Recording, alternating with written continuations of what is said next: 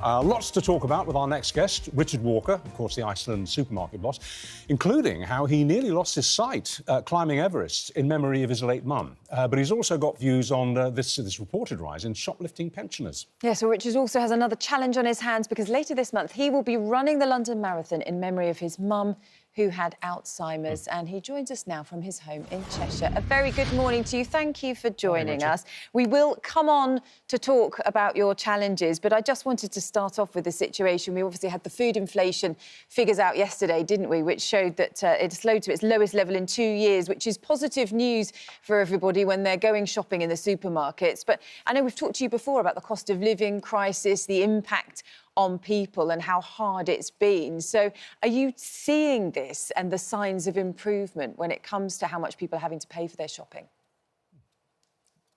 You're right, it has been desperately hard for all sorts of people, young and old. And it's obviously a good thing that food inflation is starting to slow down, but of course there is still inflation out there. So the cost of living crisis hasn't gone away. And people like my customers are still struggling to make ends meet. So we're trying to do absolutely everything we can to help support them, be that, discounts for over 60s, because pensioner poverty is a real issue, and that's been massively well received in our stores. But also something that I announced last summer on this programme, which was our campaign to lower the price and promote infant formula, which has had massive pick-up. It's triggered a price war. Thanks to you allowing me to come on the show and talk about it. Good. And are your managers reporting in your stores, Iceland stores, a rise in the number of pensioners who are pinching things? I have heard the reports, and indeed the shoplifting of all sorts is on the rise. Some of it is desperate mums, for example, which is what alerted me to the cost of infant formula.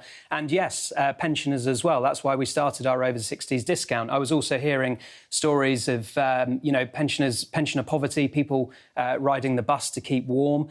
So it is an issue, but also, as is, serious incidents. And the safety of our staff is absolutely paramount. So, we're trying to do everything we can for our customers to keep prices low, but also to encourage the police and the government that this is not a victimless crime in some instances. Well, I was going to ask that. I mean, obviously the cost of living crisis is linked to the rise in shoplifting, but many people would say another reason is because the police simply don't turn up when stores like yours report it. When you ring in and say, we've got someone there who's just trying to walk out with, 50 quid's worth of stuff, and the police don't come.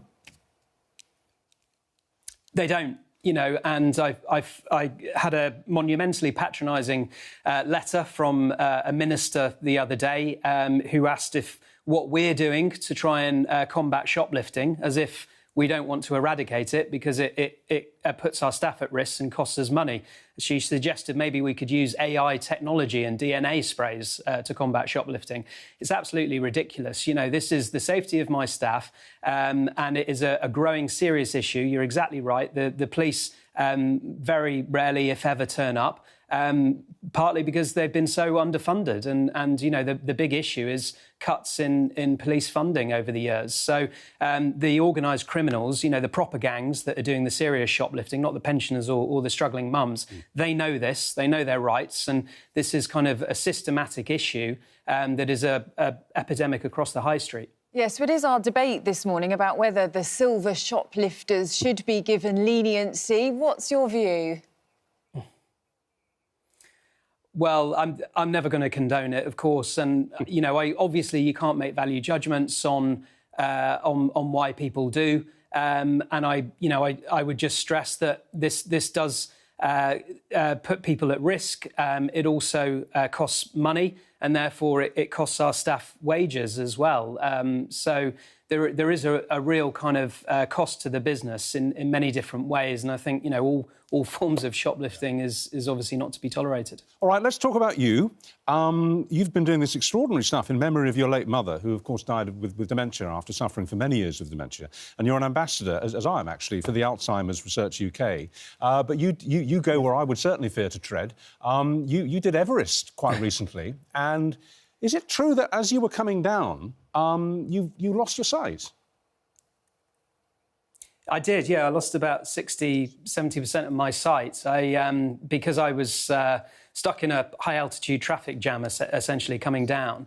The pressure built up in my eye retinas, and I had a high-altitude sort of hemorrhage in my pupil. So it was quite scary.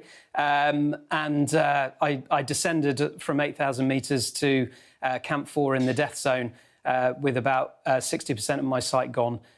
So I was feeling quite sorry for myself, but after resting up and spending another night in the death zone, which is not advisable, we did manage to safely get off the mountain, and most importantly, raise over £1 million for, as you know, a fantastic charity, Alzheimer's Research UK, to search for a cure for this terrible disease. Could you just describe what it's like to lose 60% of your sight suddenly like that? Is it basically tunnel vision? Is it darkness? Is it blurred sight? What are the actual symptoms?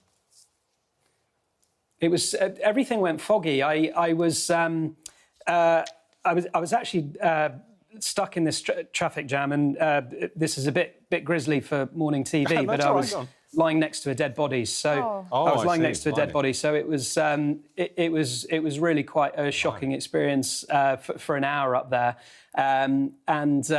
Eventually we came down, but everything went quite misty. I thought it was cloudy, but it wasn't. It was a blue sky day, and it really was quite scary. And there certainly is a madness to Everest. I won't be going back. Well, I mean, it sounds like traumatic, doesn't it, from all sorts of reasons from that point. But it hasn't put you off, because you're now planning to run the London Marathon, which you have said is so much harder. So you've said, I've stood on the summit of a mountain, but this is so much harder. So are you finding the training for this a bit tough? Is that what's going on? Yeah, I think I probably had an arrogance after Everest, thinking, the marathon would be easy, and it turns out it really isn't. And it turns out I'm probably better at slowly plodding up big hills than I am racing 26 miles. But I came a little late to the training. I only started a few weeks ago, but I think I've got some pretty good sort of mental strength. And I also have a fantastic guy running it with me, Simon Felstead. Shout out to him. He's a store manager at Iceland, and he taught me the ropes when I spent my year in stores stacking shelves when I started in the business. He's run loads of marathons, so he's going to babysit me and jog around with me, and we're hoping to do it in under 4 hours and raise as much money as we can for Alzheimer's research. Well, good for you, and it's all in memory of your mum, who, as we were saying, she was diagnosed early, wasn't she, with dementia, and I understand it is due to her that, your dad was able to start Iceland because she was a teacher and was able to sort of support through that process, and it was also her idea to call it Iceland because your dad wanted another name for it, didn't he? Yeah, he wanted to call it Penguin, which I think would have been a disaster. So thankfully, Mum thought of the name Iceland, which stuck. But unfortunately, the government of Iceland are currently suing us for breach of copyright. But that's a different story. I think we'll be OK. I've just got one last question for you. I mean, you talk about the marathon, and obviously this actually much grimmer experience coming down from Everest than even we knew. This business of having to be next to a dead body, a cadaver, extraordinary. You must get a moment when stuff like that happens where you think, why am I doing this? Why?